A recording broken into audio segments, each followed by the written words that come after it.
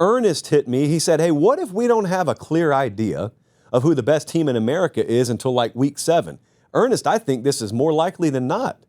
I don't know if you thought this was like a fringe possibility. I think it's more likely than not that given the landscape of this upcoming year, we may get way deep in the season before we figure out who the best team is. The evidence just from last year suggests that this may be the new norm, because who won the national title last year? Ohio State won it. As late as the end of Thanksgiving weekend, they were a 2-loss team whose head coach's job was allegedly on the line. I'm just going to do you a favor. Some of you may have been like casually listening to the show, or you may have been like having a conversation, or you may have like been placing your order in the breakfast line, and like you didn't really fully grasp what I just said, because we just witnessed this. We just lived through this together. So pay close attention, because this just happened. The head coach of the team who won the literal national title last year was on the hot seat, and some people believe in a do-or-die situation less than a month prior. So that's how deep in the season we had to get last year before the hierarchy in the national championship picture sorted itself out. So Ernest, this year, I'm going to do it. I'm going to recite the stat again. This year, the top 4 teams on the odds board, none of them have a returning quarterback. None of them return over 50% of their production. I'm obligated to give those 2 stats every show between now and kickoff. Ernest, it looks more likely than not to me that it's going to take some teams time to figure it out. Here's what could happen. 3 of them could look terrible early, and then let's say Oregon comes out on fire in the first month of the season.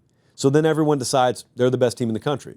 But then what if Ohio State catches fire in October, but then like an Alabama or a Georgia or an LSU, they really scale in November. But then what if Penn State wins the Big Ten, and then they're in the playoff and they're the 1 seed? And then what if Texas, what if Arch just takes until late November to really hit his stride, and then Texas ends up being the one that does this year what Ohio State did last year? All that stuff could happen. It's also possible.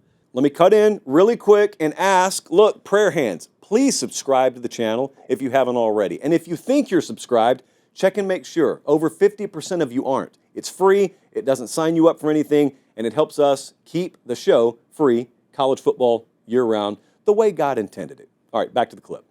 That someone looks good in week 1 and they go wire to wire. That's the way it used to work.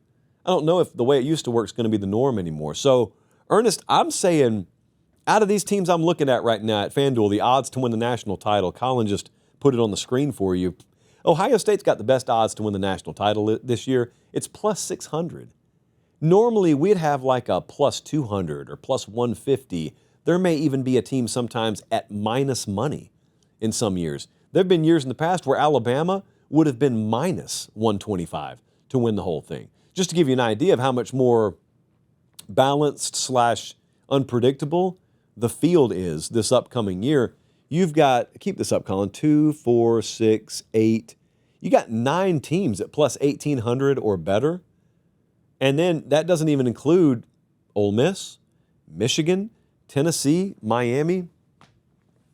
So Ernest, my advice to myself, and I would advise everyone else to go along with me here, never more than ever has Meemaw's advice been true than this upcoming year. Don't get married to your week 1 opinions. Don't get married to your September opinions, because that is a very, very foolish errand this upcoming year. You got to stay nimble. You got to stay very, very quick on your feet, write everything in pencil, and make sure that eraser's not worn down.